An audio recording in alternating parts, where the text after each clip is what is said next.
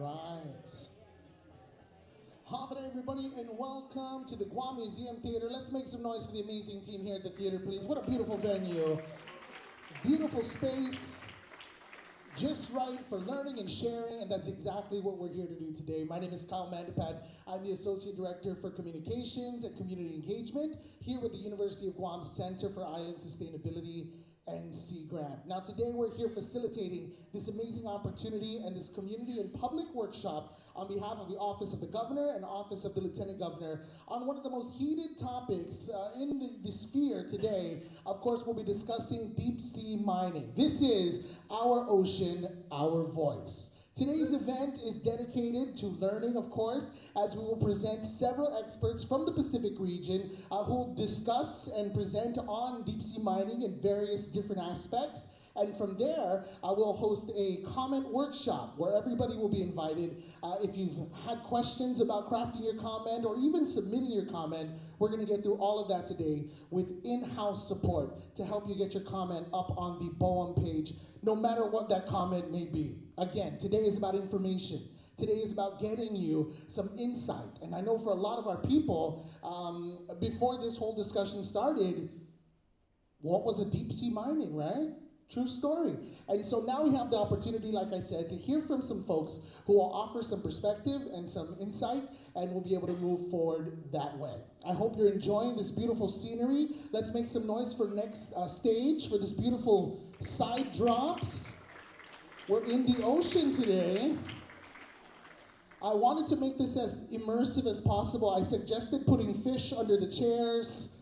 They said no, so maybe next time. But today we've got a great panel here, and we're gonna have the opportunity to learn from them. And it's all thanks to these amazing leaders who have brought this up, who have brought this opportunity to us. Ladies and gentlemen, let's get a round of applause, please. Here with us today we have Attorney Julian Uggan, of course. Thank you so much, sir. He's a laureate. We have Dr. Isa Ariola Mook here with us today. Thank you so much, madam. Both of them are from Blue Ocean Law, and they have been fighting on many fronts, of course, to conserve and preserve our island, but also our world's resources. So we're glad and excited to hear from them as our day continues. Also here with us today, we have a deep sea ecologist from the University of Hawaii at Manoa. Dr. Jeffrey Drazen is here with us today. Thank you so much, sir.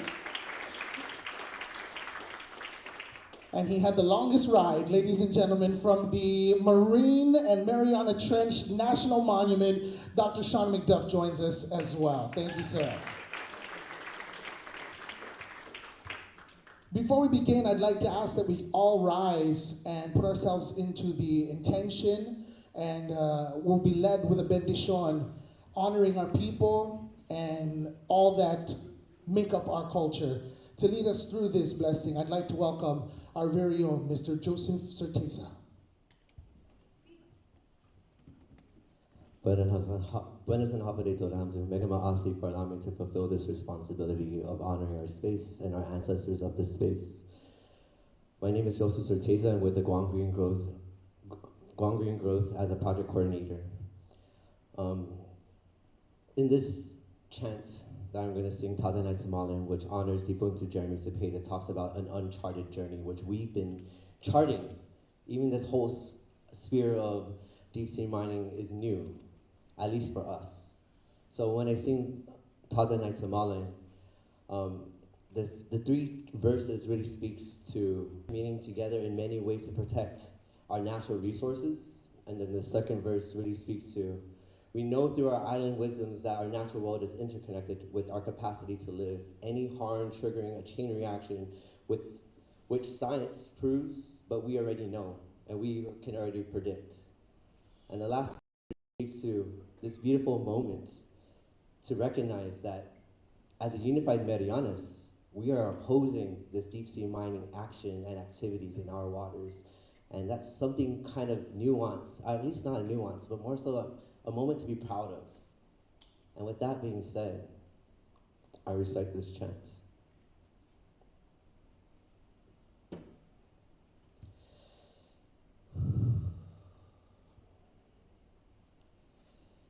Man hanel tabu huzungi tasi Gita zat nai tu malan nahi na nagui.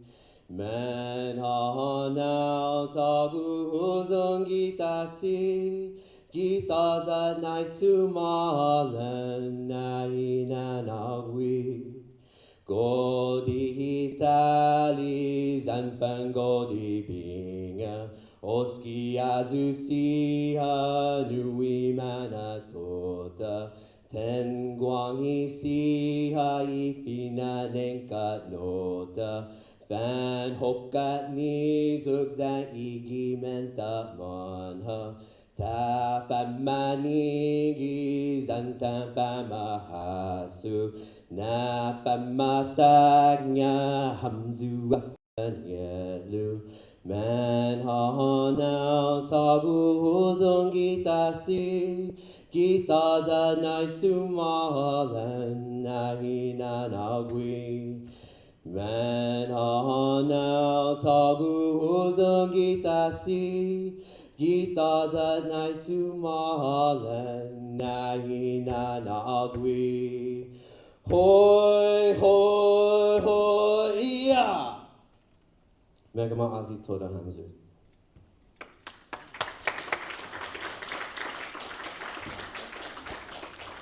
All right, we can all be seated now as we begin our official program. We're so glad to have you here with us. None more than this next presenter. Ladies and gentlemen, leading the charge in this discussion, I'd like to welcome for opening remarks our Magahaga, the Honorable Lou Leon Guerrero.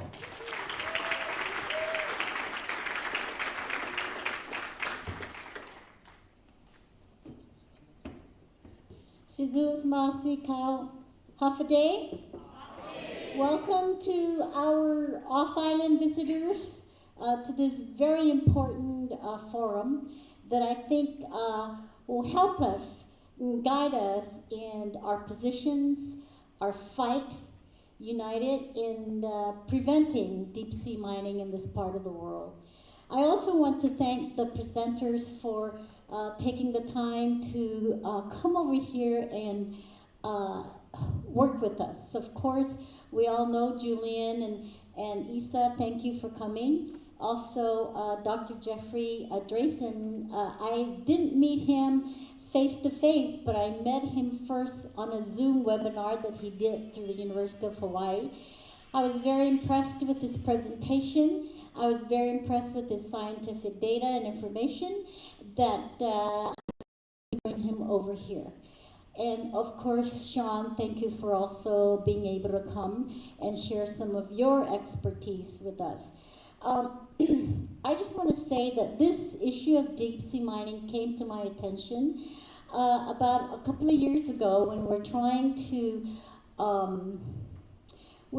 get into the Pacific Island Forum as an associate member, and when I was researching what some of the issues are, one of them was deep sea mining, which was being led by the Cook Islands. And I wasn't too familiar with what deep sea mining, did a little bit of research, and in our Micronesian Island Forum meeting last year in July, I brought up the issue about deep sea mining, and at that time, the Micronesian Island Forum is a forum with members from all the various North Pacific islands. Presidents of Palau, RMI, FSM, Nauru, Kiribati, Guam, CNMI, and all the states of the FSM, Kasrai, Yap, Chuuk, and Pohnpei. And when the issue was brought up, a lot of the leaders at that time did not know really what deep sea mining is, and we all united at that time to say that we don't want to move forward with deep sea mining without the necessary information, the data information, the science behind it, and how this deep sea mining industry is going to impact our seabeds, how it's going to impact our marine life, how it's going to impact the ecosystem of our marine life. And of course, the overall compelling interest here is that the waters are our very livelihood.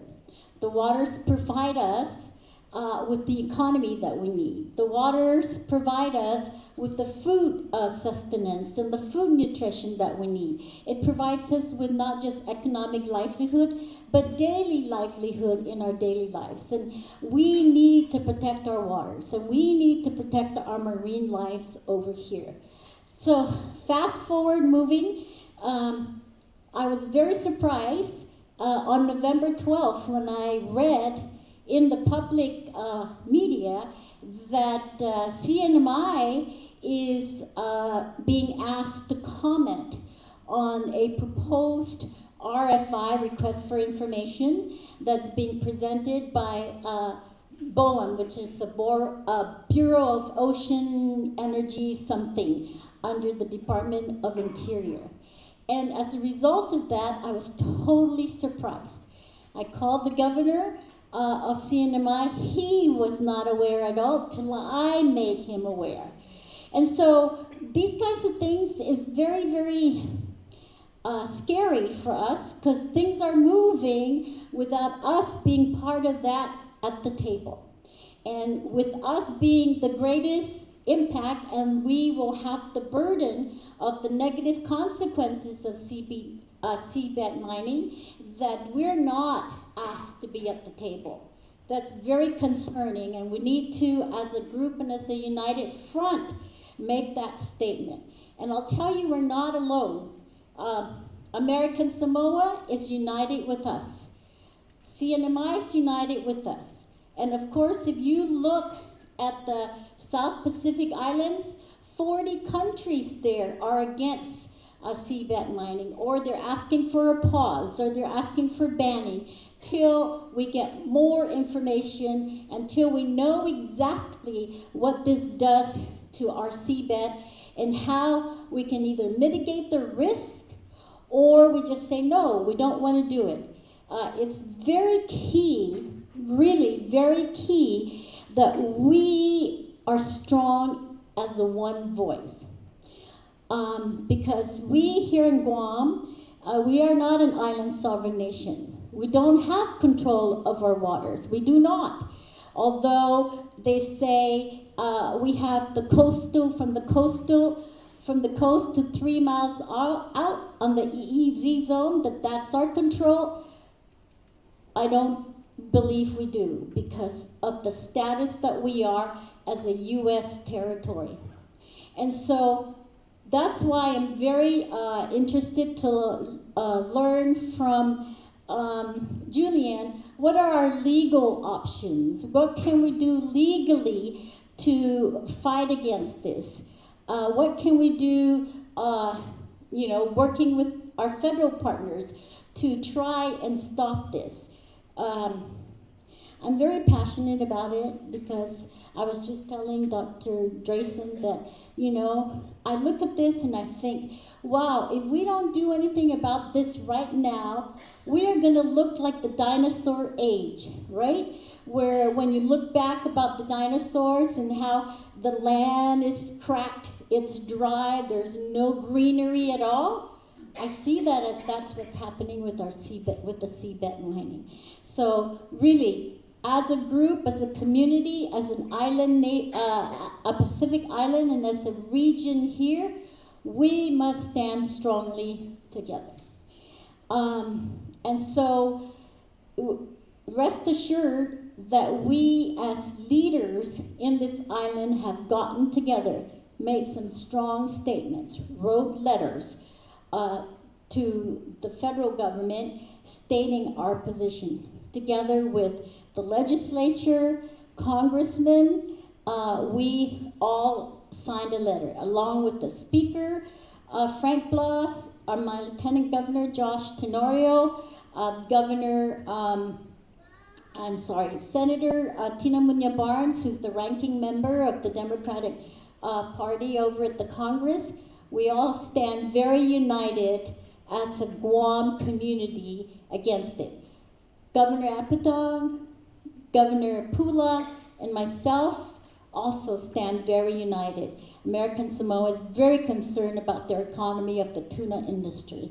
and how that might impact. And so Dr. Drayson is going to tell you how this is going to impact us. The little that I heard from him was so much impactful for me as a leader in protecting our island, our people, our resources, our culture, our environment, and our marine life. So please, after the presentations, I know we need to make those comments and make sure that we write those comments very, very smart-wise, very data-wise, very arguments in terms of justification why we do not want it here.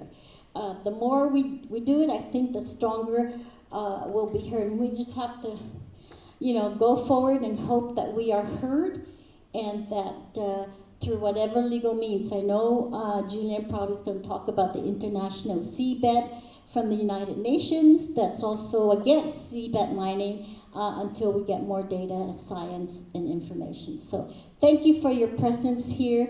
This is, I think, a great thing that we're going to have, and let's learn a lot from it, and let's continue on our advocacy in protecting our waters, our marine life, our seabeds, and our ocean in this part of the world. Sizus Masi. And welcome to Guam.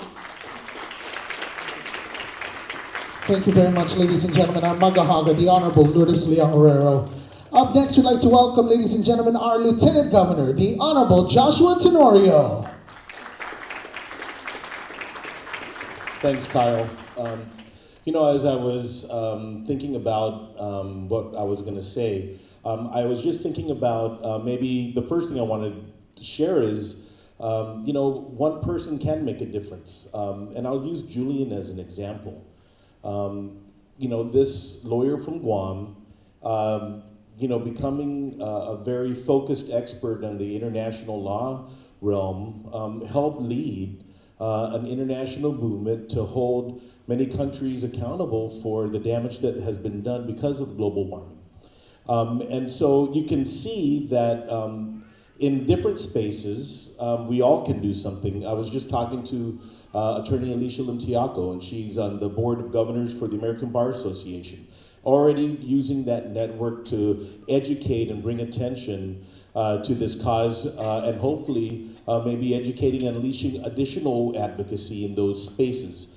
So all of us have different spaces that we're in. We have family members that are living in almost every single congressional district in the country.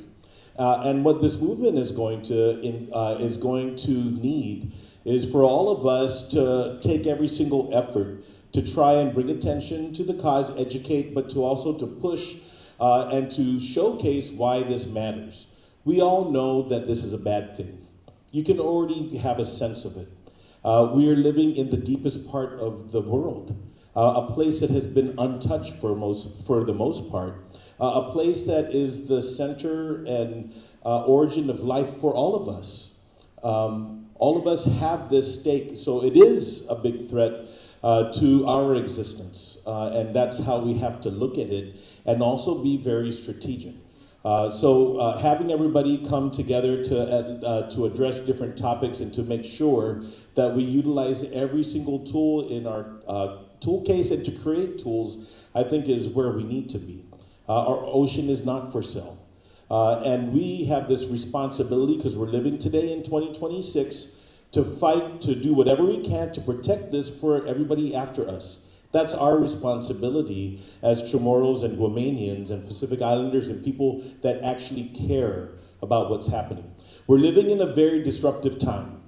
This is the most challenging time that I would say that the American nation and the people of Guam have been confronted with, because there is a radical change in the leadership of the country, which is focused on harnessing resources to feed commercial interests. That really, in essence, is what is going on here. And so I would just like to say that I want to recognize and thank everybody for coming here to help us understand and maybe help us strategize within our mind what role each of us can play individually as we work in the collective, our responsibility to push back and to figure out how we can prevent this from happening. today. I think that the Mayor's Council, right, Senator Carlotta was over there talking to them. They have adopted a resolution, our 19 village mayors, against this effort. I know the legislature has had some hearings today, also making sure we do everything that we can move and demonstrate that the leadership of Guam is very serious about taking on this big challenge. I'll just close by saying that, over the last few years, we've been working really closely with the Center for Island Sustainability and the Sea Grant Program at the University of Guam to showcase all the different ways that we can live sustainable lives. And in order to do that, we have to be able to make sure that we value and recognize the value that our resources have for all of us to live. And this threat to the waters of Guam, Austin likes to say this, even if we're looking at the United States, we have the most diverse corals in the entire United States here. There are treasures here that the people of Guam are entrusted to safeguard for our people, but hopefully to activate and to elicit some broad support to do what we can to stop this from happening. That is where we are today. So I just want to thank the experts for coming in and just appreciate that everybody in the Guam leadership is united on this. We need to get the word out. I'll close by saying, I think the most compelling cases comes from the kids, and I'm hopeful that we could expand what we're doing past January 12th, work with the schools and the teachers and our young students to show that compelling case why this should not happen. Sidus Maasi and Biba Guam. Biba.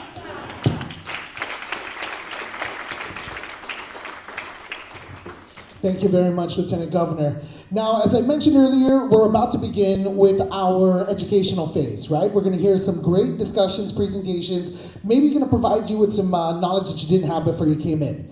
Afterwards, we're going to meet over in the multipurpose room. We have computers set up. We have the website pulled up. If anybody needs help putting their comment in, and I'll stress this again, whatever that comment may be, that's on you. You put it in there. We will help you to make sure that this submission process is as easy as it can be. If you're more comfortable with writing, we've got postcards here today. You can put your comments on these postcards. We will mail them for you. Okay, so it's all about making sure we get our comments in, making sure we support our island, and making sure our voices are heard, and that's what we're going to be doing here today.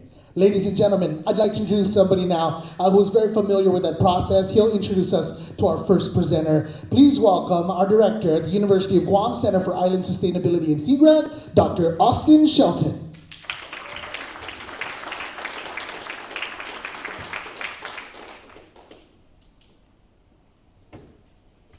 Hafa everybody. Thank you very much for taking the time to come out on this busy time in the afternoon. I know all of you maybe are still on your annual leave and we're enjoying the holidays, or you just got back to work. And we have this really important time with a very tight deadline to say something about, to fight, if we can, about this very important topic in our deep sea resources. But the fact is that we don't know very much about it. The fact is that we know more about the surface of the moon than we do know about the deep sea in our backyard. And that's just because it's so hard to get to. But that's what makes it so unique. There is so much down there that we have yet to discover. And it could be gone before we ever know what's there. But rest assured that this afternoon and this evening, we have people here in the room that we invited to be here thanks to the governor and lieutenant governor's leadership that will give us as much information as we know that's available out there right now. And that's what's going to help all of us who have a stake in this, who have a tie to these deep sea resources, to what's really essentially our heritage in this backyard of ours. And so it's up to us to really think about this, to listen carefully to all of these speakers. Please take some notes and think about how this, if you have any scientific expertise, that's great that you can speak to some of that, but you don't have to be a scientist or an expert in any of these areas. You will be affected by what will go on here in our backyard if deep sea mining ever comes to reality. And so we need those comments to come through because each of you have a unique connection to our ocean. And that's what we want to help generate in these comments. What is that unique connection or perspective? Because unfortunately, if we were all to send in the same note and the same postcard, the federal government might lump that into just one general comment. So the more of us that can use these unique experiences and perspectives to draft something original today, just a little bit from what you've heard today by listening carefully, then that's going to be something that will hopefully help us in the long run in this process. But again, rest assured, we do have the experts here that were kind enough to answer our call and to spend time with all of you here this evening to share what they know and to help guide us along this process. And so that's what our role is here today as the University of Guam Center for Island Sustainability and Sea Grant. It was almost 6 years ago to this day on this very stage that the governor called us into action, that appointed our University of Guam to facilitate the Guam Green Growth Initiative. And that has now become our island's most comprehensive public-private partnership ever created to achieve a sustainable future, a sustainable, equitable, and prosperous future. And so there are over 100 working group members that work on different parts of the G3 action framework, and that includes the environment and our thriving natural resources, but all the other economic and social issues are part of that too. And we've been making great progress on that since 2020. And so that's why when issues like this come up, we're able to mobilize quickly, even through the holidays, to figure out how we're going to engage our community in processes like this. So thank you to Governor Leon Guerrero, Lieutenant Governor Josh Tenorio for seeing the importance of that and allowing us to assist in this process and to engage our community here today. So for our speakers, we were able to reach out to our networks through our Center for Island Sustainability and Sea Grant networks, and we have our partners at Blue Ocean Law that we work with on a legal environmental action fellowship. We've had several young lawyers or law students that are from Guam or from our region, and they're going to all of these great law schools somewhere in the States, and Julian Uggen and also Levin Camacho have been our partner attorneys so far in this program, have been bringing home these young lawyers to work on environmental law, which is not a common topic that our attorneys here in Guam get to work on every day. So we're building up the capacity in that area. And of course, we all have heard lots about Julian Uggen being an international rights advocate for the ocean and for indigenous rights. He is a Right to Livelihood laureate, which is a really big deal, just like the Nobel laureate, Greta Thunberg, who I think all of us have seen as the young girl who became world famous for climate action. Julian was taking a picture with her because she was the laureate as well. So this is a really big deal. He's also a Pulitzer Prize nominee, among other things, and his partner at Blue Ocean Law, Isa Areola, is on one of the GRIST top 40 lists for climate advocates. So we're really lucky to have them in the room. You see them every day in Guam or in Saipan, so you don't realize what a big deal they are, but we have these experts right here at home to help us go through this process. And then through our Sea Grant network, we're going to be hearing from Dr. Jeffrey Drazen. He's not part of UH Sea Grant, but he works with our Hawaii Sea Grant team out there.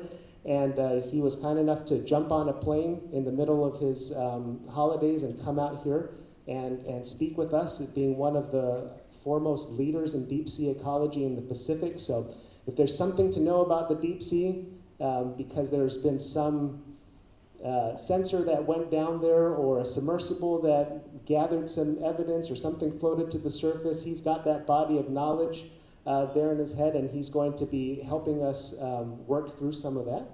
And of course, we have lastly, or actually he'll be our first speaker, Dr. Sean McDuff. He's the first marine biology PhD from Saipan.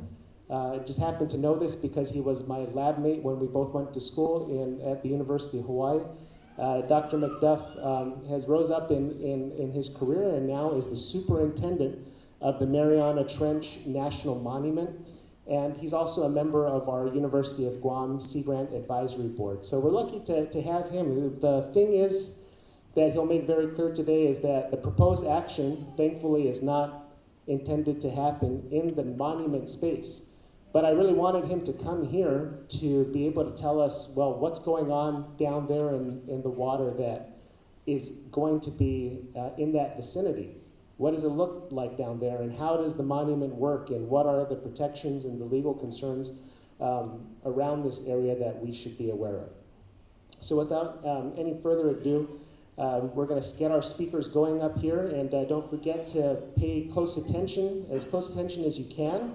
Take some notes, and then our team of facilitators will be in the multi-purpose room following these brief presentations to help you generate these comments and walk you through these steps. If you're ready to hit the submit button today, we have many laptops back there for you to do that. And as Kyle mentioned, if you prefer to handwrite it, we'll pay for the postage and get that in for you. And if you need any assistance, we've got lots of our team members. And Christian, can you raise your hand since you're wearing one of our shirts? The Sea Grant shirt with the ocean wave on it. They'll be happy to assist you if you have any questions along the way. All right, now I'd like to bring to the stage Dr. Sean DeLeon-Guerrero McDuff.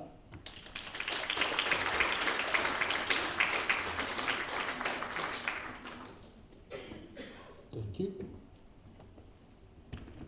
Half a day, everybody. I'm Sean McDuff. I'm from Saipan. I work for the Fish and Wildlife Service. That's a federal agency under the Department of Interior. I'm the superintendent for the Mariana Trench Marine National Monument.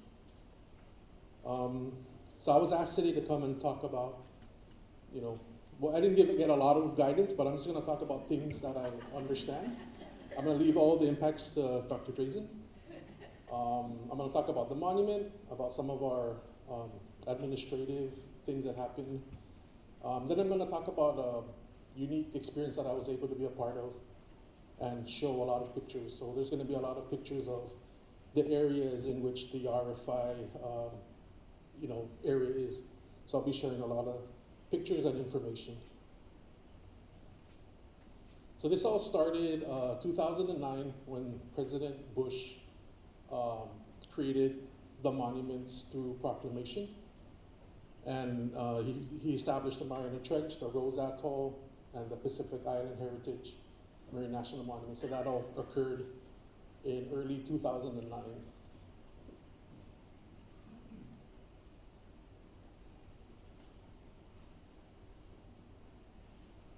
So in the proclamation, and this is language from the proclamation, it protects and conserves unique and pristine habitats, historic objects, and features of high scientific interest. It's pretty large. It's 95,000 square miles of submerged lands and waters. Okay, where's the? Can you go back? So the map is there on the side. The green polygon, that's the Mariana Trench unit, the trench submerged lands only. The volcanic unit, there's 21 little asterisks on the western side of the archipelago, and those are seamounts that are still active. They're thermally active, so that's where you see all the hydrothermal vents and all those black smokers happening on that side. And then the blue polygon by Euracus, Mog, and Asuncion, that's 50 miles around the three islands, submerged lands and water. So those are the units of the monument. And we manage this in coordination with NOAA and the CNMI government. So there's 3 tiers to that management. And the proclamation is not that long. This is one paragraph in there, sort of close to the top. And it just says that the Secretaries of Interior, or my office, and Commerce, NOAA, National Marine Fisheries Service, shall not allow or permit any appropriation, injury, destruction, or removal of any feature of the monument. And then it goes to legal language. But that's verbatim from the proclamation, right? So we're here to protect and avoid any injury, destruction of monument features. Next slide. A couple years ago already, we finalized our management plan. So proclamation created the monument in 2009. A few years ago, we finalized its management plan. And this plan meets, and again, in some language that's relevant to our discussion today, right? Any activities occurring beyond monument boundaries are outside the scope of the plan, right? So we work with, within our boundary. That's kind of our jurisdiction. And my attempt at technology, I think that QR code links to our website, which has our management plan, so you could take a look and maybe see if Governor can make it work, make me look good.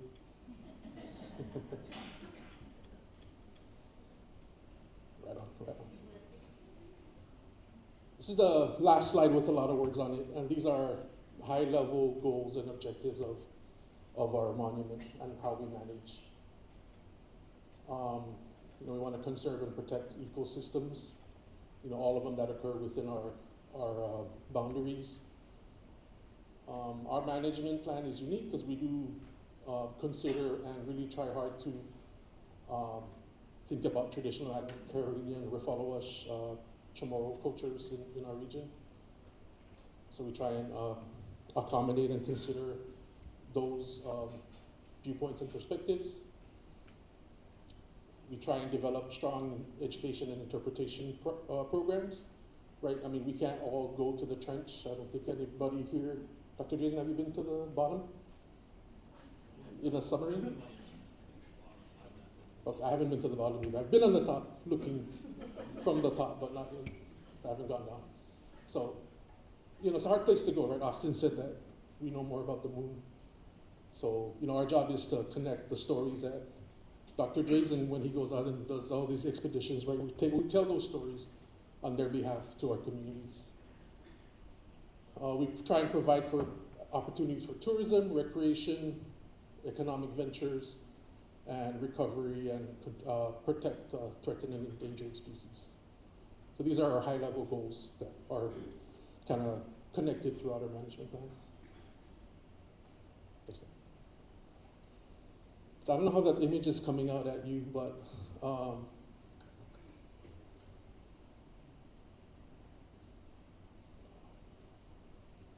the green dot up in that corner.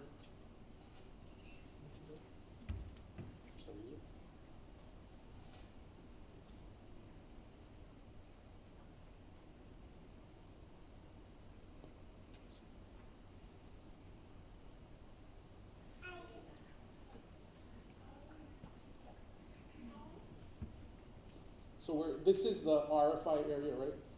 This polygon. And this dot was one of the places where we were able to send down an ROV and take video, and I was able to clip some pictures, and that's what I'm going to show you today. Right, and you can see where it's at in relation to the island chain, in relation to the monument, right, which is what I manage. So, we are boarded up against the RFI area. And it's Voigt Guyot seamount, it's a flat seamount. But, this is what it looks like on Google Earth, or if you look at it from a map, right, this is kind of what it looks like. And this is this area right here. And so Austin said, what does it look like down there, right? And, if only we can send a submarine down there and take a look, or a ROV, remotely operated vehicle, right? That costs a lot of money. You need a lot of smart people to kind of pull off an expedition like that. And so luckily, we do, last May, the Nautilus was in our region, and so they were able to collect some data from here, and I'm going to be sharing some of those pictures. And this is just another depiction of sort of how deep everything is here. And then you have these seamounts, and the RFI area is somewhere along this area here, and that's the seamount that I'm going to be showing pictures about on. So you can see how it rises up from the depths. And this is a summary slide of the Nautilus, what they did last May in our waters. And so this is 21 days at sea, right? And this is their route. They started south of Guam, and then they kind of did this big loop. So we kind of went all around the entire island chain, which is pretty cool. The red dots are samples by an automated or underwater vehicle, so it's not tethered to the ship. So, you know, programmers kind of write code and tell the robot what to do, and it goes, takes video of the underwater, you know, a certain path, and then 6 hours later it pops back up, you download the data, and you see what's on it. So I'm going to be showing a few pictures from that, and then a lot of pictures from this ROV dive. So a lot of ROV dives occur on this side. This is where all the hydrothermal vents are, all the black smokers, white smokers, all those cool looking things, right? This is young, active crust. And then back here is like old Pacific plate, right? This is old stuff. This is where all the interest lies, because it's old and it's had time, millions of years to kind of accrete, you know, whatever they accrete. So I'm going to be showing pictures of that. Can you go back one? So if you ever want to look this up, I got this up, straight from the internet. So just look up nautiluslive.org and just look up exploration Matingan, right? And that's the exploration number. And you know, Matingan is like beyond the reef, right? It's a Chamorro name, and it's supposed to be like deep, far, blue ocean. So this is Orpheus. It's about maybe 6 feet long, about this wide. And this is the automated underwater vehicle. This is the one they program, and it just does, you know, 6 hours of doing this on the seafloor. Camera's pointing down, and it just takes images like this, right? And for the most part, you know, this is what they're seeing, right? There might be like a sea cucumber or fish swimming here or there, or maybe a Spam can, I don't know. No, I don't want to start anybody, you know. I don't think there was any Spam cans down there.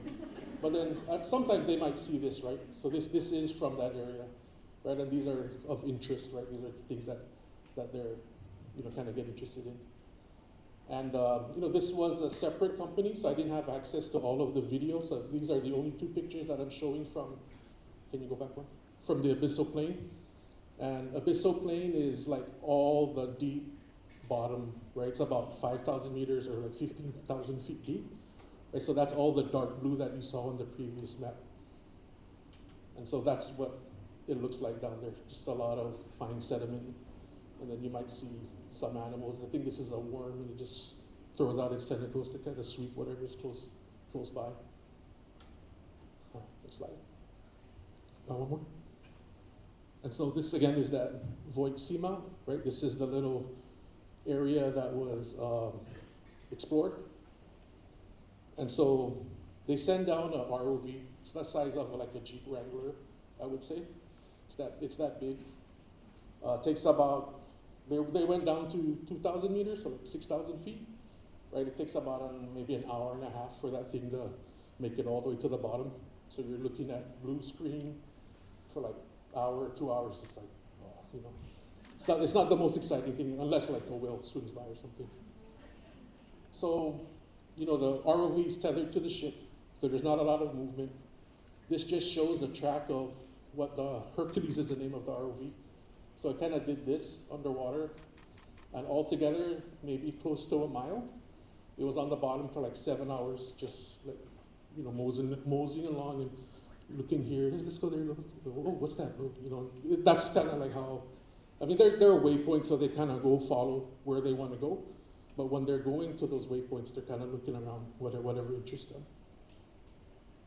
And then, so the rest is just going to be pictures of what that little specific area at Voigt seamount looks like. And again, this is within the RFI area, so these are resources that could be at risk, right? So these are resources that are directly in the RFI area. You see boulders, some loose sediment, sand. You can just, next. And this is the ROV arm collecting a rock. Again, the bottom, right, you have some consolidated, hard bottom, some patches of sediment, and little shrimp. Again, some patches. This is what it looks like at 6,000 feet underwater at that seamount. You have a sponge here and a fish here. I can guess what that fish is, but I know Dr. Drazen knows exactly what that fish is. Big boulders, smaller rocks, I want to call them. This is 10 centimeters apart, so like the width of your palm. So these things are like maybe the size of golf balls. And there's areas where there's just a bunch of them. And this is at that Voigt seamount. Again, there's a stock sponge out here, some, valley of rocks, bigger rocks.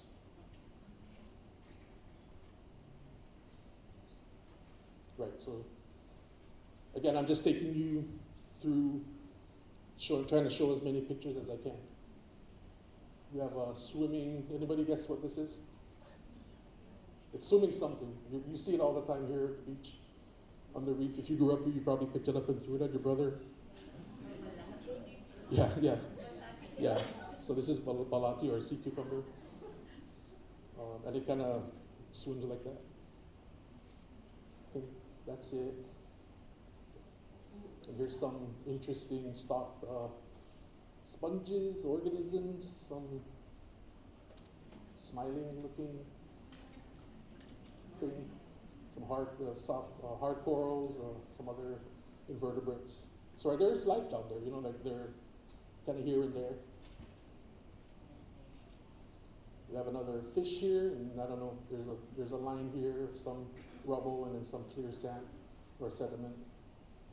And this is the ROV kind of doing its thing, right? So you're seeing what the ROV is doing. Just showing some of the crustal material and things that grow on it. Mixed. I think there's a little starfish on some hard structure there. And then we have this sample rock. I have it in my bag. So if anybody wants to see it, yeah, I was like, I have that rock. And this is it on the ship. And I was able to cut it in half, right? So we have saws on the boat to cut these rocks in half. And this, I don't know, is that looking, I wish the background was in black on black on black. Yeah. But yeah, so we collect these things on the ship, right? And hopefully we bring it back so that we can use it to teach and to tell a story, right? So this is somebody learning about this rock and where sort of it was collected. This is my coworker. I didn't have anybody. I didn't have any visitors at the time, so I used him to fill in. And I have some more pictures of the bottom and some of the organisms that are found there. Sometimes there's nothing. Sometimes there's something. Starfish on a stocked organism here, kind of holding on, trying to filter. I don't know what this was, but there's that, the sea cucumber.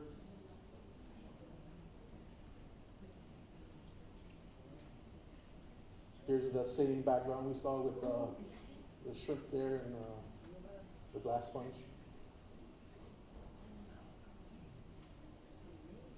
Some brittle stars on a coral. Here again, that crust material. And then this sea cucumber. Thanks, Jim. Right, and you can see like the crust again and things growing underneath and growing on top and growing on things that are growing.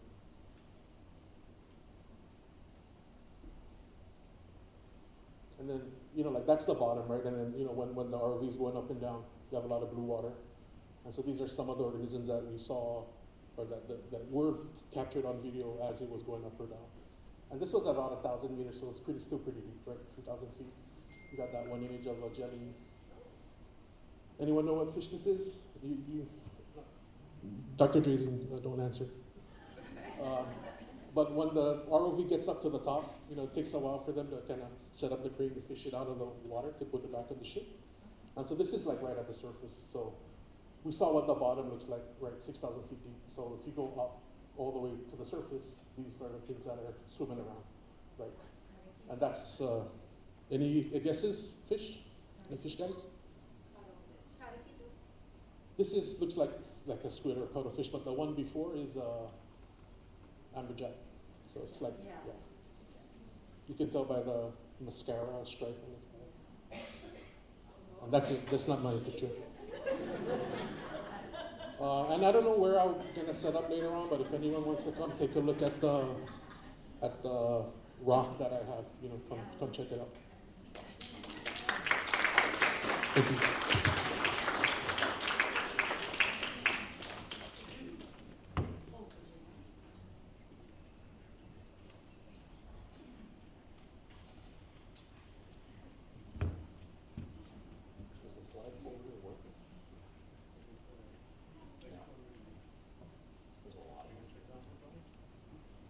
Okay, can you hear me? Is this on? Okay. A little louder? Is that better? There's two. Maybe this is the one. Is this working? I can really speak loudly. Does that work? No. Okay. I tend to walk around, so this is going to be a bit of an issue. I'm sorry. There we go. All right.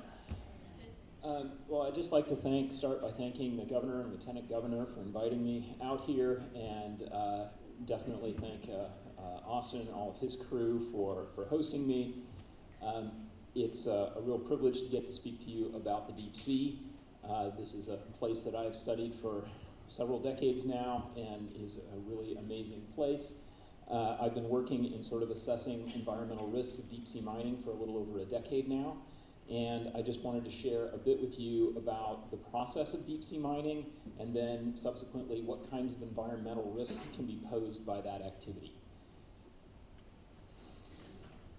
Okay, so we have here well, I'll start by saying no one is actually deep sea mining right now. This is a potential industry.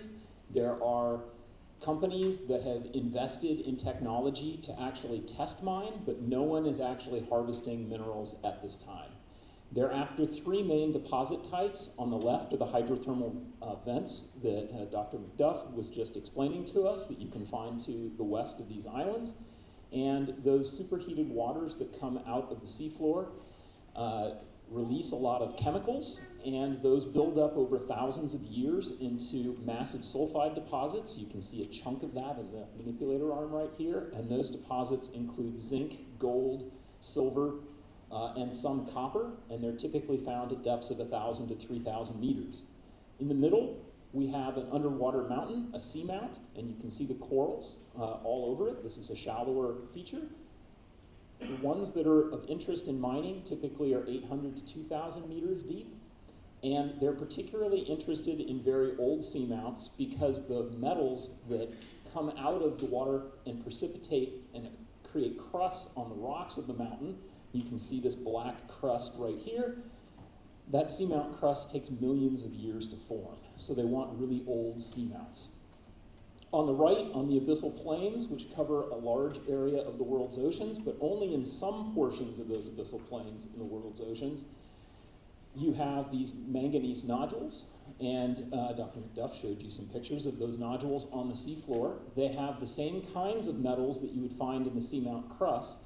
In this case, they are forming around a little start of a grain of sand or a bit of shell, and one the size of my fist could be many millions of years old.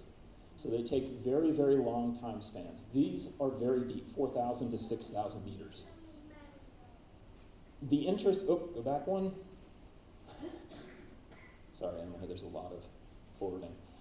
The largest interests today are in seamount crusts and in manganese nodules. There's really not a lot of interest in mining the massive sulfide deposits, though there was a number of years ago. Really, the interest today is in getting the cobalt and the nickel, The copper and the manganese is also of interest, but this is to generate lithium-ion batteries. All of us, if you have a cell phone in your hands right now or in your pocket, you have a little bit of nickel and a little bit of cobalt with you because that's a lithium NMC battery. So that is what the interest in those metals is for. Terrestrial sources of these exist, but they are becoming harder to access because of political issues and other things. So for instance, cobalt is dug out of the ground by hand by 12-year-old kids in Congo. This is not a pleasant process. These metal resources are in our regional neighborhood. This is a really nice paper this figure comes from, but unfortunately it centers the world on the Atlantic, which is really not appropriate here, and I'm sorry for that. But otherwise, it's a great map, so I decided to keep it. We, of course, are over here. And this is an optimistic map showing where mining resource could exist on the deep sea floor globally. All of the blue areas are regions that may have those abyssal nodule fields. The yellow areas are places where there are seamounts that are old enough that they may have some seamount crust on them. And all the red dots are places where there may be vents and massive sulfide deposits. Not all of these places are going to have mineable resource of a sufficient quantity and quality to be mined. Again, it is pretty optimistic.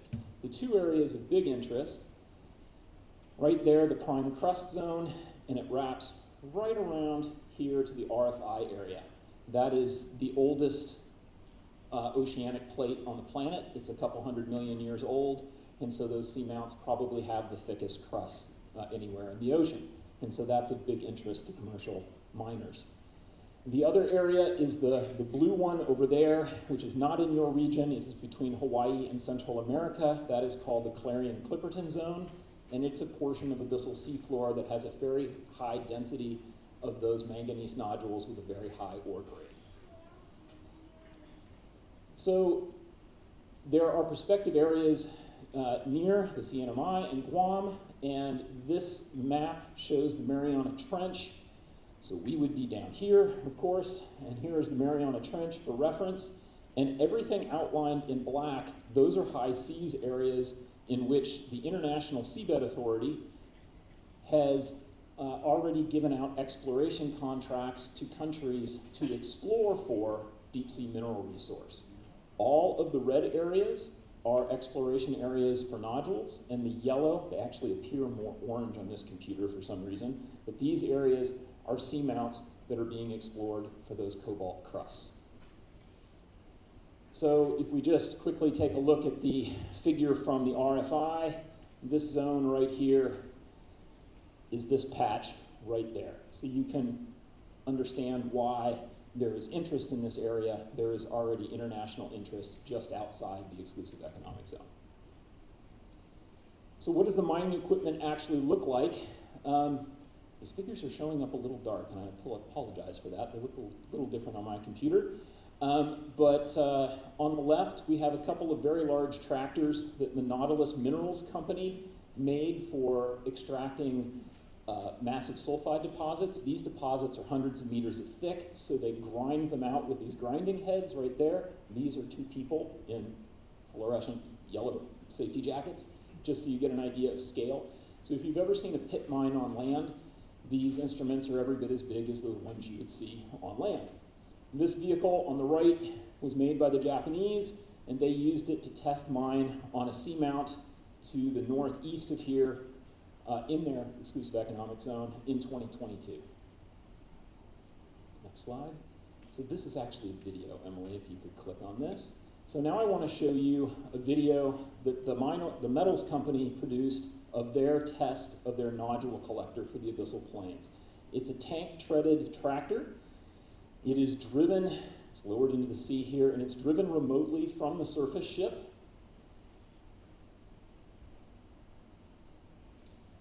And that's about a half size. This is a prototype, so it's about half the size of their ultimate collector vehicle.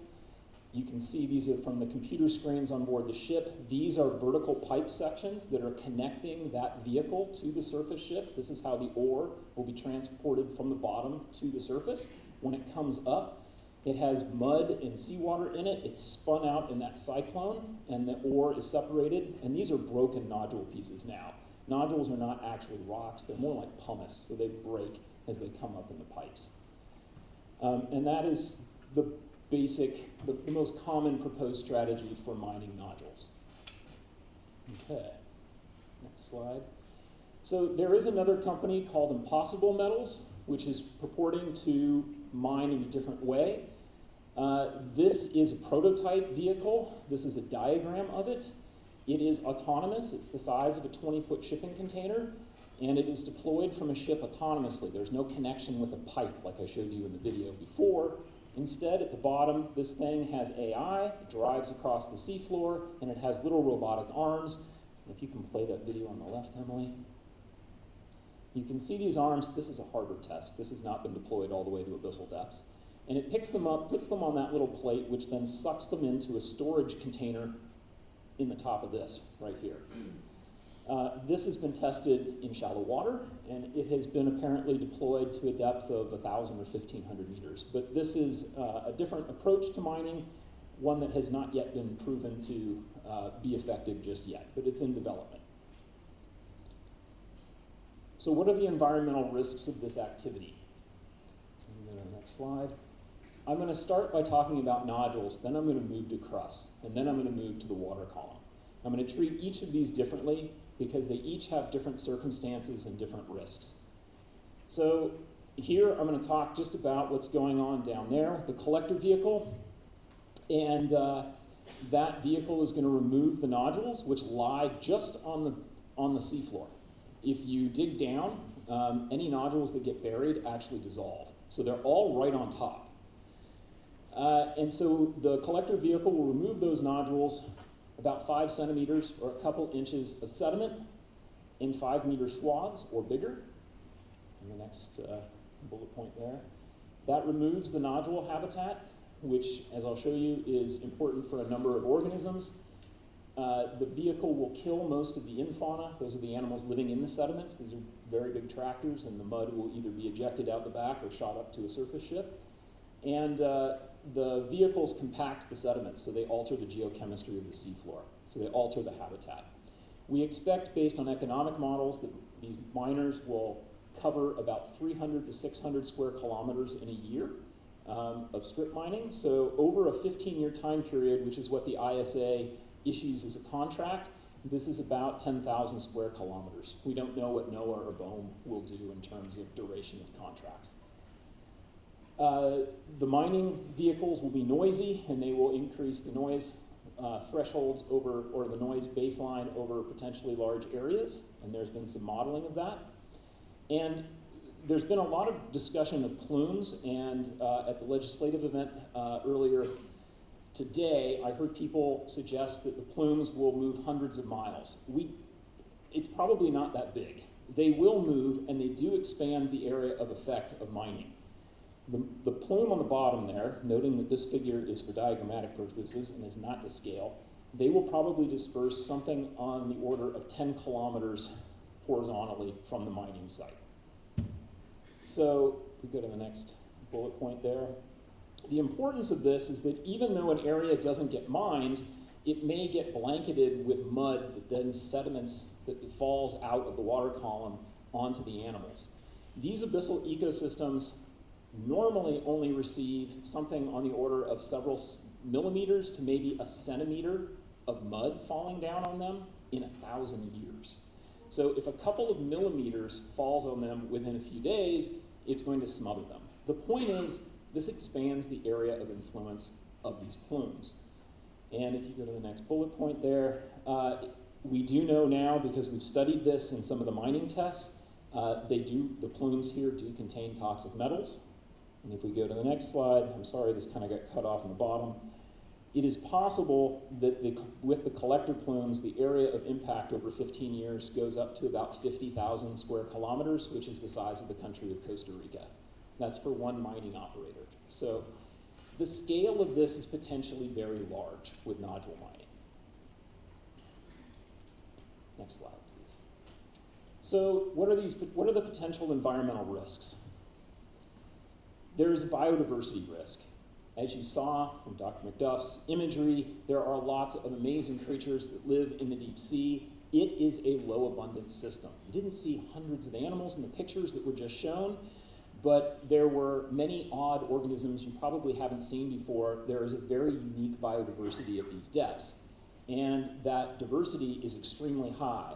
We did some surveys in the Clarion-Clipperton Zone, that nodule province between Hawaii and Mexico, and we found over 300 species of megafauna. Megafauna are just things big enough we can take pictures of them with the ROV. And we found 300 or more in just a few kilometers squared. So there's very high diversity. About half of that diversity, it turns out, lives on the nodules themselves. If you look at this collage of images, I'm sorry it's sort of showing up dark. This is an anemone, and its tentacles are 3 meters long, and that's a whole new family of anemones, but they live on stalks that come off of the nodules. The sponges in the top right corner, they also live on those nodules. So there's a lot of diversity that lives on them directly.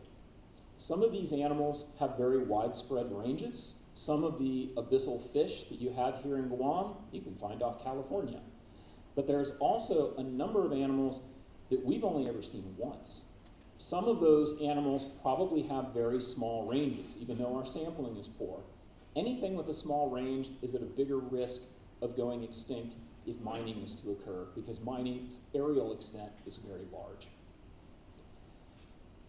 We have a recent analysis from the Clarion-Clipperton Zone. There's between 6,200 and 7,600 species, and about 90% of those are undescribed. They're just sea star species A. No one has had the time to actually describe what it is. Okay, the next bullet point. So there is the potential with nodule mining that species may go extinct. How big a potential that is, giving you an actual number of what the percentage risk is, we can't do that right now. I can just tell you there is a risk, and it is not zero. Ecosystem functions. The abyssal seafloor is a carbon sink. Detritus, organic material, is buried at the deep sea floor, and mining is going to churn up the sediments and may bring that back into the ecosystem. We don't know how important that might be. The other thing, Emily, you can do one more there. Have any of you heard of dark oxygen production? This was a big news story. A couple of you have. Okay, this was a big news story about a year and a half ago. On our planet, oxygen is produced by plants and by phytoplankton using light, photosynthesis. A scientist put chambers on the deep sea floor. He put them down over nodules, and he was expecting to measure how fast all the animals in the mud were using up the oxygen through respiration, like you and I breathing. Instead, what he found was that the oxygen concentrations in those chambers went up. And this didn't happen when he put the chambers down on seafloor that didn't have nodules in it. The idea here was that the nodules, in some unknown process, were creating oxygen. This is dark oxygen production. We don't know if this is actually happening regularly. We don't know when. We don't know to what extent. But that is an important ecosystem service, potentially. And it needs to be, those findings need to be corroborated by other groups. They're very, very new findings. Next slide. There we go. Abyssal ecosystems are among the least resilient on Earth. I don't think any deep sea scientist would argue this fact. This is a test mining track made by scientists. This was made some time ago. You can see the nodules here in black. And this track right here is where scientists took a dredge across the bottom to try to simulate deep sea mining. You can kind of see the crumbly edges on the side. If you saw my webinar earlier, don't answer this question, but can anyone in the audience tell me how old do you think that track is at the time this picture was taken? Anyone want to hazard a guess? 2 days. Way more than that. 1 month. What was the last one I just heard? 20 years. That's very, very close. 26 years old at the time this photograph was taken. It looks like it was made yesterday, 2 days ago.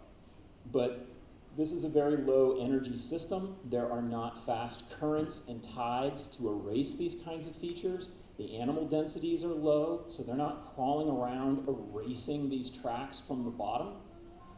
And we now have multiple experiments of this type, mostly in the Clarion-Clipperton zone, that show that these communities of animals living on the seafloor do not completely recover at anywhere between 7 and 44 years. So this is, if you can go to the next one, this is just a quick figure from a paper that came out this year by a colleague of mine, and those bars there are the density of animals, and in the tracks, you can see the bar is very low, and in 1978, before they made the tracks, you can see the density being quite high.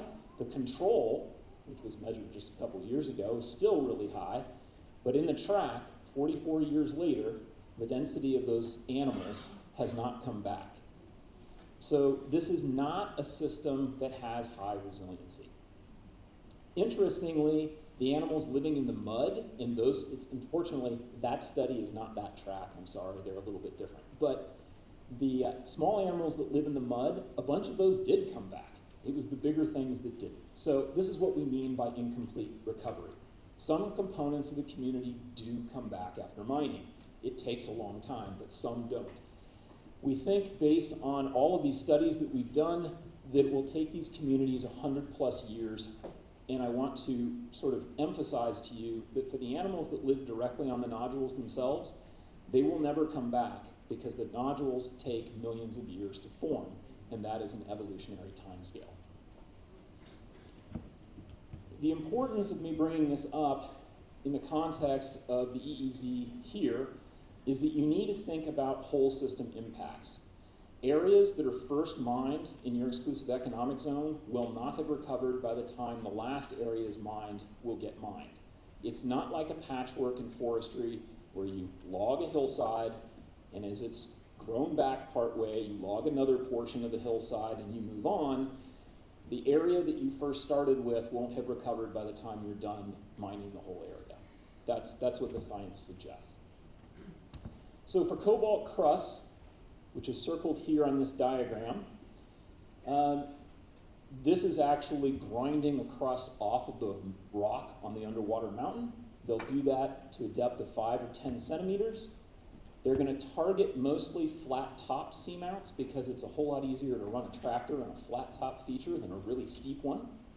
But we're not entirely certain of that. They're not going to affect as large an area, maybe only 250 square kilometers over 15 years, so a lot smaller than nodules.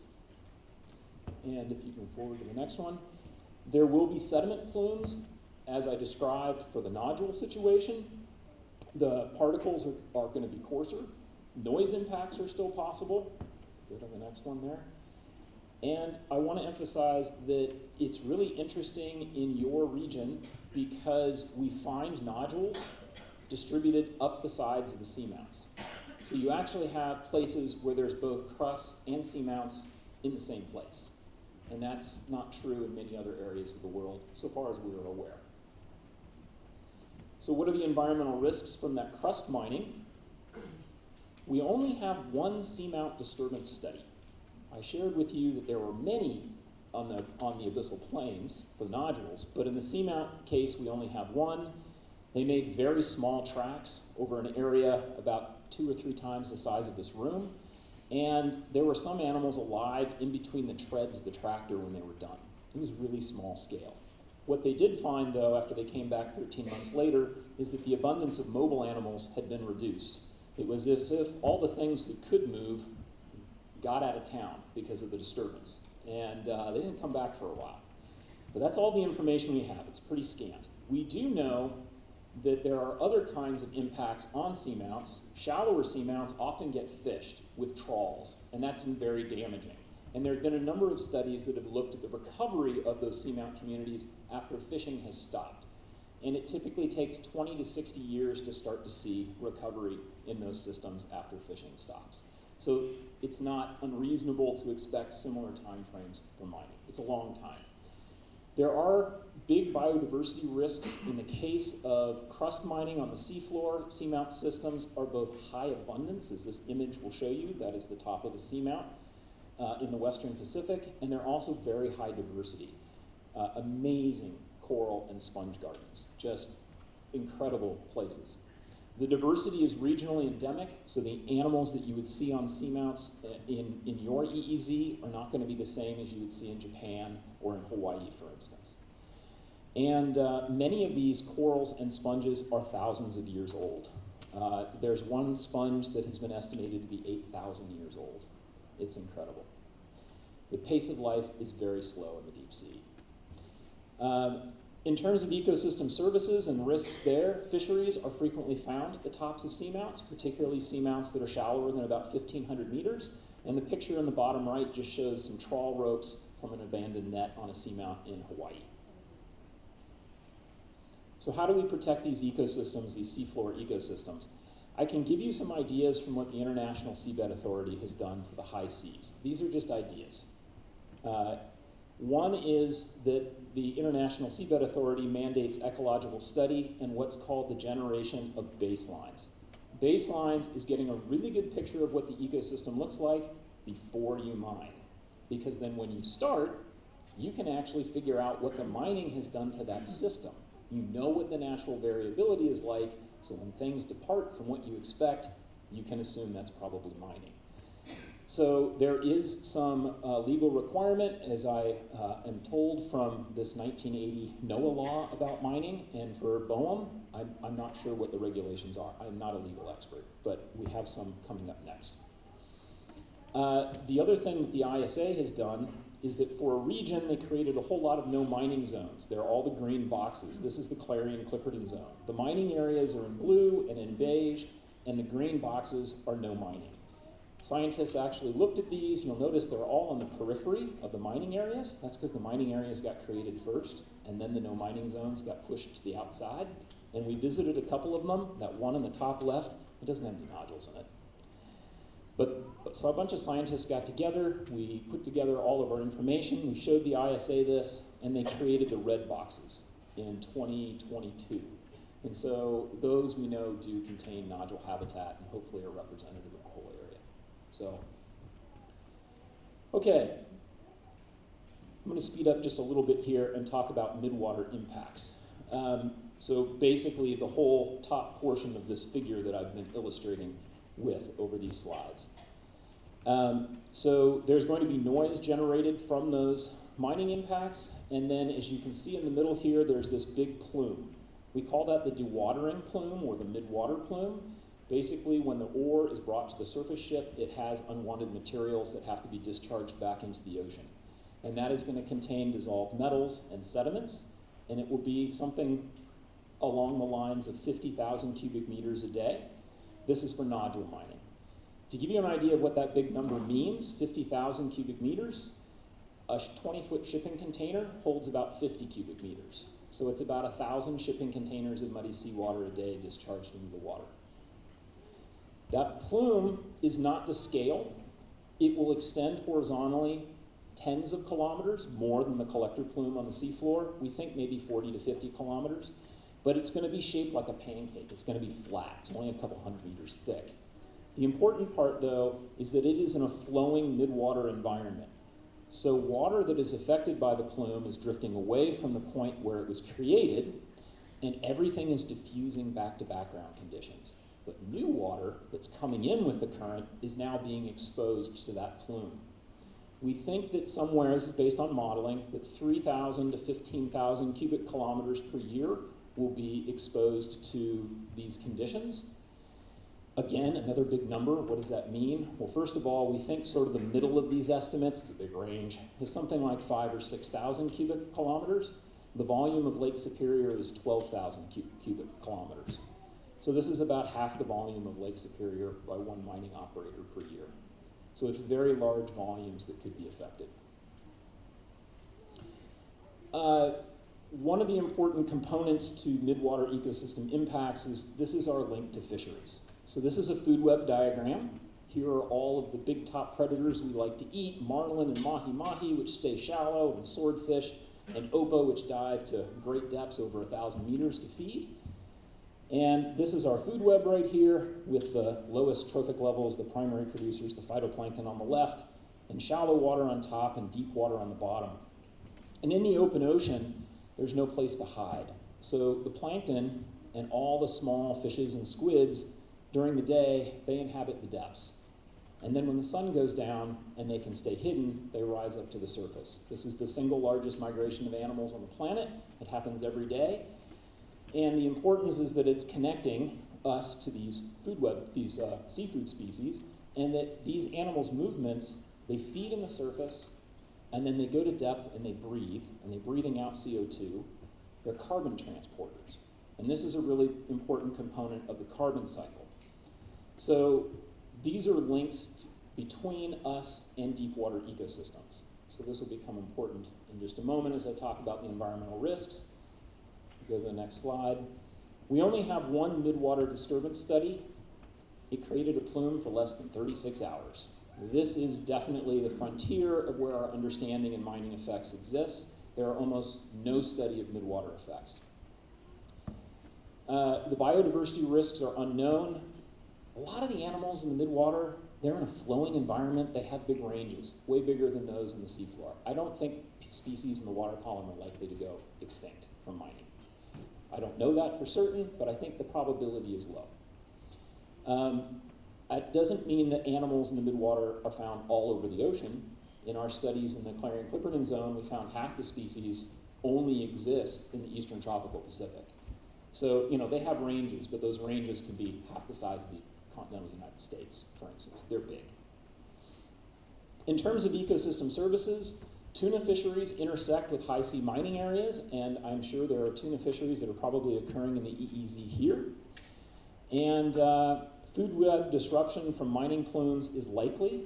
And get the next animation. This is a diagram on the top left. You see these little white dots.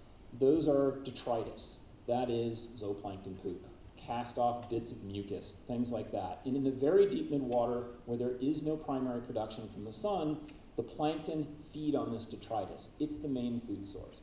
It's actually the main food source for about half of the plankton that we found in the eastern portion of the Clarion-Clipperton Zone. And they're fed on by those small fishes and squids. The next little arrow up. Oops. And there we go.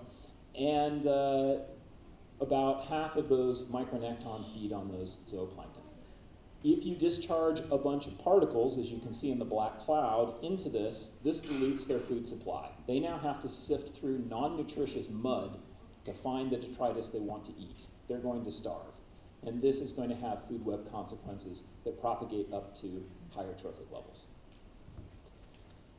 In addition, we are concerned about the possibility of toxification of the seafood that we eat. I want to impress upon you, this figure has nothing to do with mining. This is from another study of ours, and we were taking a look at mercury concentrations in all these commercially harvested fishes, yellowfin tuna, mahi-mahi, swordfish, etc. And this is mercury concentration, and it's on a log scale. So the difference between this and this is almost 10-fold difference. The axis on the bottom is how deep they dive, and I'm sorry these are not reproducing well, but these guys will dive to 1,200 meters. They have really high mercury concentrations. Mahi-mahi stay close to the surface. They have very low mercury concentrations. And this is already taking into account bioaccumulation for those of you who know about that in mercury. So this is a natural process. We've discovered that the microbes that take mercury and make it bioavailable so that it goes into food webs, they like the low oxygen, low light conditions in the deep sea. This is a natural process. If this is natural, and now you have the discharge of dissolved metals from mining, what is to say that copper or cadmium, which would be present in crust or nodule mining, what is to say they don't also enter food webs? We don't know the answer to this question, but it is not an unreasonable question to ask, and a question that I think we really deserve an answer to as we evaluate the conditions under which deep sea mining could possibly occur. Okay, so how do we protect ecosystems? A bunch of us got together and said to the ISA, your regulations need to include the midwater. They did not before 2020, and now they do. They listened to us, and they've included the requirement, actually it's a recommendation, that contractors study the water column before they mine. And this is something that I hope BOEM and NOAA will also do. But currently, there's nothing in their rules that I'm aware of that asks for this. In addition, it seems, this is just nodule mining, it seems a little silly to me that you're going to create a mess on the seafloor, and then you're going to create a mess in the water column. Why not bring the discharge all the way back down to the bottom? That's where the mud came from to begin with. Why don't you just put it back? So I think part of the answer is that it's going to be expensive, but this is something that is worth considering. So I've probably taken way more time than I should. I'm very passionate about this subject. I just want to end by saying that on one hand of the scales, you have a host of environmental risks. On the other, you have battery metals for phones and electric cars, and assisting with the green transition. You know, weaning us off of fossil fuels and onto battery technologies. But ultimately, it is up to you as a community and up to communities all around the Pacific and the world to make up their own minds under what circumstances deep sea mining could occur. And thanks very much for your attention.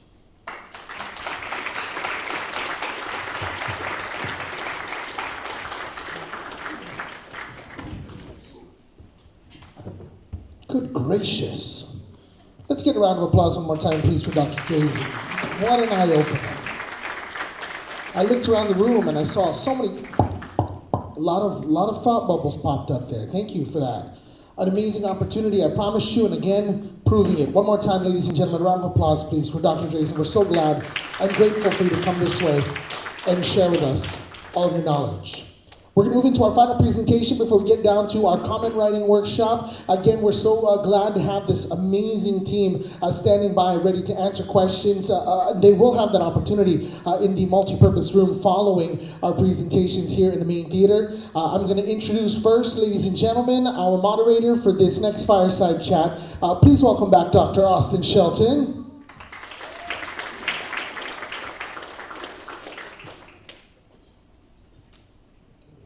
All right, everybody, so we're almost done with our presentation portion of our event today. We're going to have a 15 to 20 minute discussion with our attorney, Julian Uggan, and his director of operations, Isa Ariola. Why don't you both come up to the stage here with me? Let's give them a round of applause.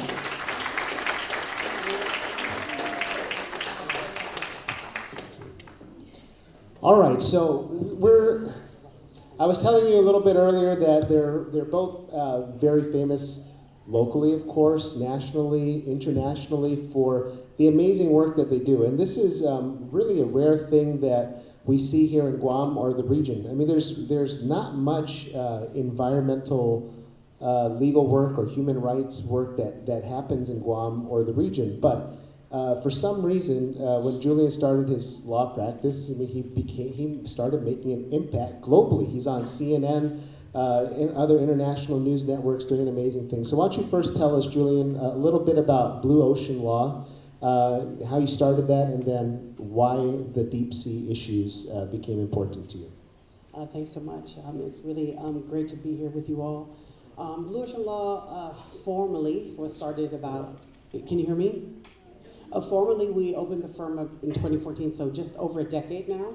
We've been around. The real answer, the keep it real answer to your question is, I took a really sort of hard and long look around, and I thought very carefully. I was like, and I realized something, that is no one was practicing law in the way that I wished to practice it, and there was no sort of template on offer, so I had to sort of create my own. I didn't really want to. I was like mid-20s, and I just sort of jumped in, and I wanted to do this thing, so I went around and I took the bar exams for the different Micronesian countries, and I wanted to start a law firm that really serviced all of Micronesia. That was like my first priority, and then I wanted to basically try to operationalize the idea that I went to law school with originally, which is that the law school attracts, in my opinion, two types of people. One, the first type is like the type that wants to sort of basically accumulate obscene amounts of personal and private wealth and power. And then the second type of person who goes to law school wants to try to deploy it as a weapon in service of the vulnerable. So clearly I'm part of the second camp. And so we, thank you. So we started this firm, and we wanted to try to really make the notion, the conversation around international human rights law serious. We wanted to make that a serious project, because when I was first wanting to start it, there was a lot of like, that's cute. You think you can do that? You want to do that? How are you going to make money? All of the things, you know, and so all Well, of that I saw you down. at law school. I went to take a class, remember? And you didn't talk to me for years because I didn't wear my glasses to class that day and I couldn't see him, so I didn't wave at him. I know, and I thought he was very snobby, and so I wrote him off. I had to I wrote him apologize off to many, you. many years ago. He's my friend now, as you see. Yeah, we're fine now. But the gist is, I really wanted to really do this kind of law, human rights law and environmental law, and in particular, I really want to advance the rights of indigenous peoples from this part of the world, the Pacific.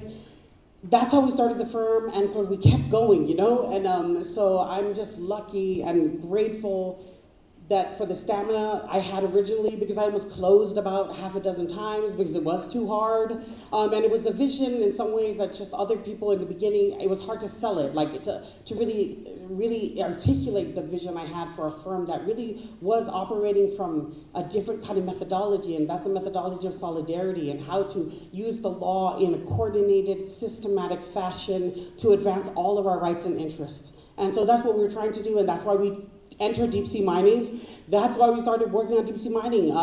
2 years into the firm being formally stood up, we realized that the Secretary of the Pacific Community and other regional entities had actually been inadvertently kind of greenlighting this industry they basically had some consultants, and there was a model regulatory framework that they put out for deep sea mining, and we were like, this is very problematic. It doesn't actually enshrine the precautionary principle. It almost like implicitly advocated, almost like reflexively even, for this industry. Oh, it's a new way to pursue economic viability for the Pacific, but it was so under-examined. So that was our first foray into deep sea mining. So you can know that you can see that we've been in it for almost 1 decade, tracking deep sea mining exploratory activities throughout the Pacific. We worked with so many community-based organizations in Tonga, Papua New Guinea, Fiji, Vanuatu, and we worked with different AG's office, even in Micronesian states, and we tried to help both the private sector, the CBOs, and the public, the government sectors, really understand the full panoply of risks that DFSM sort of really made it very, very clear that there was a whole wide range of adverse impacts, and we started advocating for that. So again, and then of course, last thing I'll say, about 6 years ago, we sort of took a hard stop, and we, as a firm, because we're not very big, so we have to be very, very selective about what we do. We almost essentially had enough capacity to do one thing, and that is the International Court of Justice case on climate change, and that's all we kind of did for almost 6 years. And then bam, we finished it. We had like a 4-month break. Thank you. But my point is, we haven't even had really a 6-month break, and then bam, the Trump administration releases the executive orders, and now we know we have to come right back to deep sea mining, and here we are. All right, round of applause for that. Yeah. Well, I'm glad you didn't shut down. You're maintaining things now, and that must be because you have a fabulous director of operations. Dr. Arreola, tell us where you fit in and a little bit about your own work in climate action and now what you're doing in deep sea mining. Yeah, so I'm actually a cultural anthropologist by training. I'm not a lawyer, so sometimes I get mistaken as that with BOL now, but I've been with BOL for a couple of years now, and Julian and I have known each other for quite some time. But before I joined the firm, my research really focused on this nexus between militarization or imperialism, indigeneity, and the environment. So it was within that kind of realm that I was thinking about all of the issues that were impacting our community, right? Because oftentimes, the ways that we learned about what was going to happen to our community was through, environmental impact statements, for example. That's oftentimes, the first time we were hearing about a lot of these big changes. And so, one of the things that I appreciated so much, and I think this is where we really synergize about Blue Ocean Law, is that, when you look at something like the ocean, it doesn't take human rights out of that space, right? It actually thinks it centers Pacific Island voices, and it doesn't take Pacific Islanders as an afterthought in the process, of thinking through all of these issues. And so, yeah, it's been pretty recent, although, like I said, Julie and I have had a lot of synergy in between that time, but that's why I'm here right now, is to grow the firm, to grow the strategies, and there's a lot ahead of us, as you can see, including, like Jillian said, bam, this landed right at home all of a sudden. And so it was like, take all that stuff we've been learning and put it into practice. make it work. So. Well, you've done a lot of work on, yes, please. So you got to work right away on this issue, and you found that this violates so many laws in so many ways. So can you explain what you found with this RFI and what you submitted? Sure. Can I just take one small step back and take a sort of wider view of this? Basically, BOEM is the Bureau of Ocean Energy Management, and that's the federal agency at issue. But they're operating under the claimed authority under a new statute, the Outer Continental Shelves, OSLA, Outer Continental Shelves Lands Act, right? But the problem is this act has been in operation for 7 decades in only one way: oil and gas leases.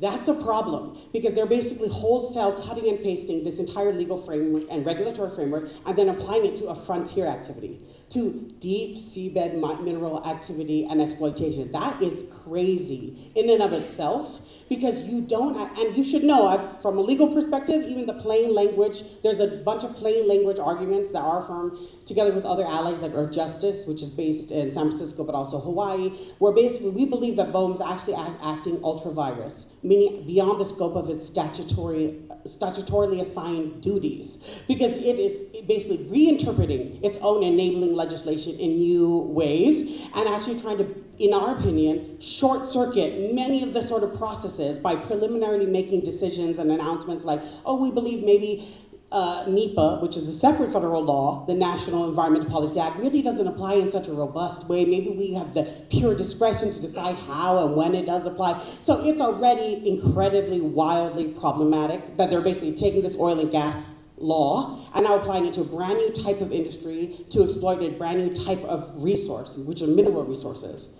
So it is a problem, and so legally how we attacked it was, okay, we see that this is new, so what we're going to do is take a careful look at all the different ways in which, and the only way to really understand this is sequentially, like in a staged way. So this process, the RFI, is the very first step, right? So it's of a much longer series of steps, which we don't even know the true contours of.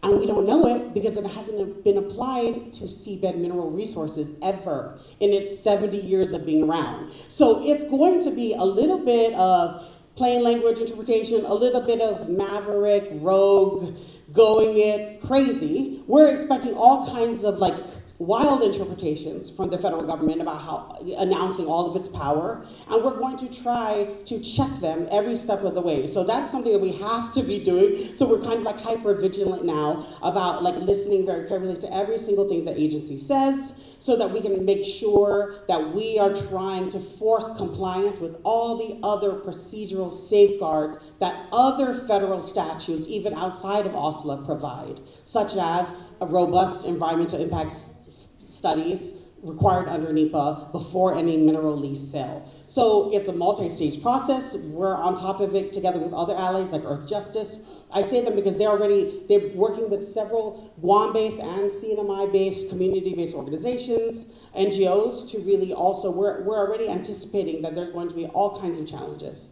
But fast forward now to your comments that you provided. What was that big headline that we had, that big aha moment that you talked about several times? Yes. So basically, in my opinion, as an international self-determination law sort of focused person, I believe that the RFI suffers a more fundamental and fatal flaw. And that is, it is the entire thing rests on a sort of deeply flawed legal assumption, and that is that the mineral resources in the EEZ and the water surrounding Guam and CNMI in fact belong to the United States, and in fact are assets that the federal government can freely dispose of at will. International law provides in ample places. It's also every UN General Assembly resolution since 1976. The International Court of Justice has weighed in. There's all this body of law, for example, to levy a different kind of challenge. So what I've been talking about is U.S. federal environmental statutes, which are also being violated, but under international law, just to take Guam as an example, we have a fundamental right to self-determination, and a core component of that right is the right to permanent sovereignty over natural resources. International law already says all of those marine resources belong to a future self-governing Guam should it ever emerge into independence and wish to exploit it for itself. So there's a huge threshold problem. That is, who actually owns those mineral resources in the first place? So you should know that I'm not just talking pie in the sky. This has been the subject of actual litigation between nations like Nauru and Australia and South Africa and Namibia, which led to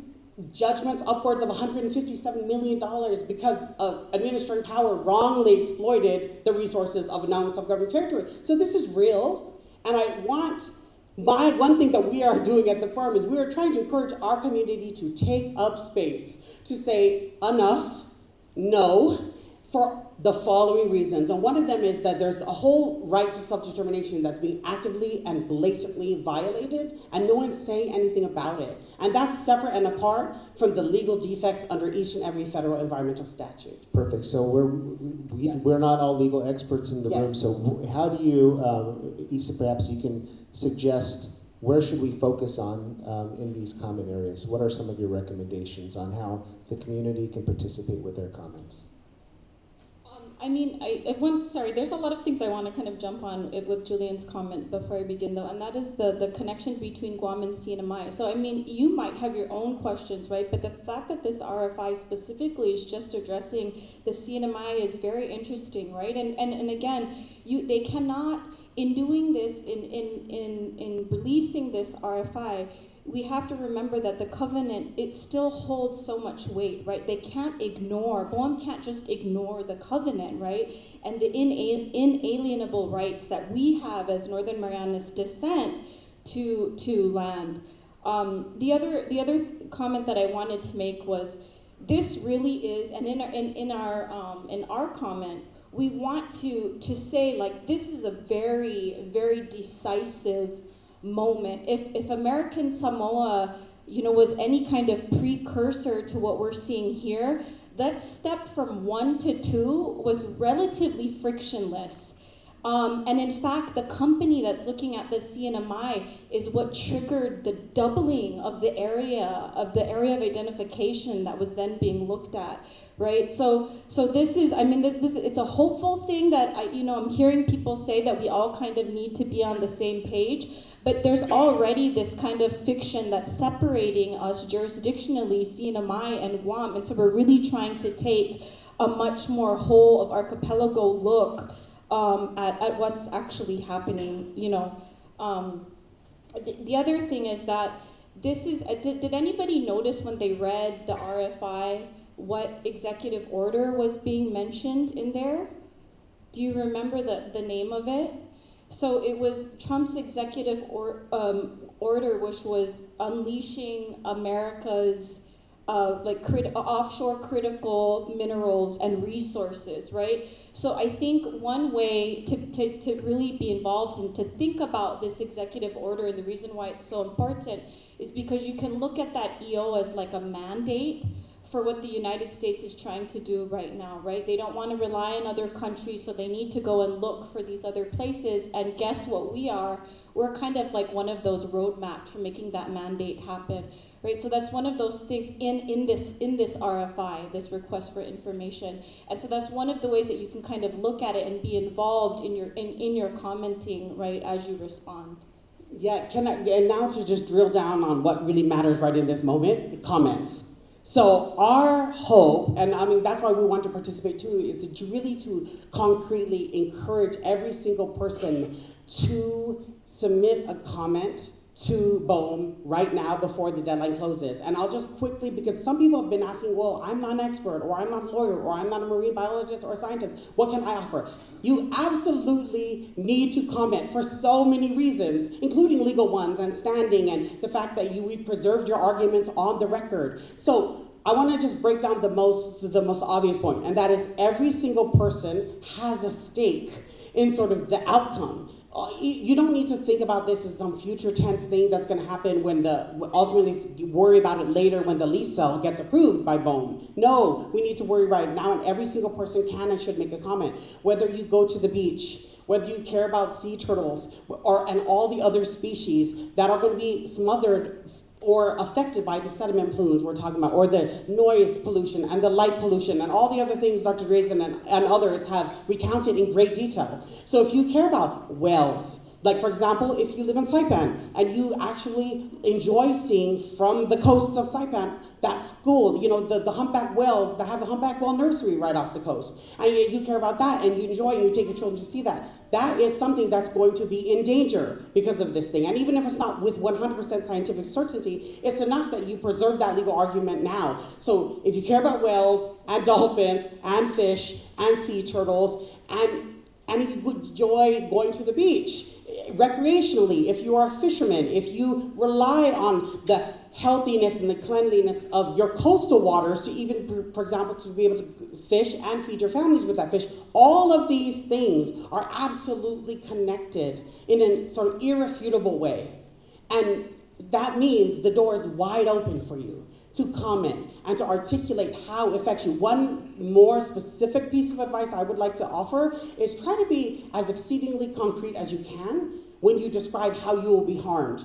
And that, because what we need to do with these federal agencies in this rulemaking process is we need to clearly point to the injury. I'm injured in this way. And then you write it, and it's okay to use the first person voice and to actually just very clearly articulate the ways in which you are harmed. You should know that the authority that the BOEM is acting under, the OSLA, requires this balancing test. It has to the extent that it wishes to mine and expedite this industry, it also legally has an obligation to consider the totality of the human environment, to include social and cultural considerations on the coastal states. So if, for example, today, can I say one more thing? I'm talking too much, but I really want to get all this concrete information out because I think it's really important, because I think somehow the conversation's been so removed or so abstract seeming that people are not connecting to it so directly. I talked today to a navigator, Mr. Larry Rigatol, who's in the audience actually, and I got an incredibly vivid and detailed account from him just today about the concrete ways in which traditional navigation practices as a cultural practice is going to be adversely impacted by this proposal. That is exactly what we need. We need you to take you and situate you in all of your dimensions, meaning if you're part of organizations, encourage your organization that you're part of to file a comment as well. As an individual, as a family member, comment wearing all your different hats and get them in on time. And unique comments too. So like form letters in the case of American Samoa, right? You saw that it was like 76,000 letters, but really they counted like 311 substantive comments. So again, that doesn't mean, that's not to discourage you from everybody from commenting, but the unique comments that come from each and every one of you in the organizations are a kind of like practical tip. You kind of already know this if you've written, comments on an EIS, for example. But in this case, it also applies. Thank you very much for those practical tips and how everybody has a comment worth sharing that's going to be important in this process. So just the last thing, where can we find your full submission to the RFI or some kind of briefing if people want more information? I know you testified at the Guam legislature this morning. We can catch the live stream recorded on that. Is there anything else where we can look up your information? Oh, it's on the Federal Register, but actually if I could do something else and direct people not even to our website or to our comment, because our comment is one piece of a larger document that another group put together. Pratehi Guahan has an active toolkit that they keep updating daily, and it has all the information. Everything is incredibly broken down and detailed about how to submit the comments, about links to further reading and resources. It includes our comment, or I think Earth Justice's comment, which may have been filed. Everything is there. So immediately go to Instagram, check out Pratehi Guahan, and click that tiny URL link, and then it has everything housed in one place. Part of what they're trying to do is make your life easier. If you have it all in one place, you can that is your one-stop shop almost, which is what they've created, which again is quite great. And I just want to point that out. I'm myself not a part of this group, myself personally, but I respect this group and what they're doing because they are only a community-based organization, and they're doing so much work on this issue because they know that the issue really matters and that this portends harm that is so severe and harm which we cannot fully even fathom right now. and they are trying their best to, hold up the sky in this way. Excellent. I believe we're going to have links to those resources and similar resources in the multi-purpose room just across the way here in a few minutes. And we're also asking our experts, Dr. McDuff, Dr. Drazen, and Julian and Dr. Issa, to stay back a little bit to just answer some of your questions. If there was something that caught your attention that you didn't quite understand, or you want to work through an idea for your comment, they're going to be available at these tables in the other room. Again, there are laptops and our team members there ready to assist. Let's get in as many comments as we can tonight.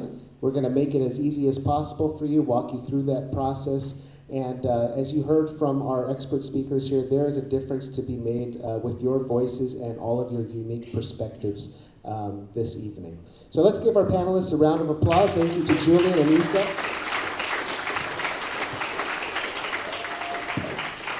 And we're going to hand it back over to Mr. Kyle Mandapat for further instructions. Thank you, thank you.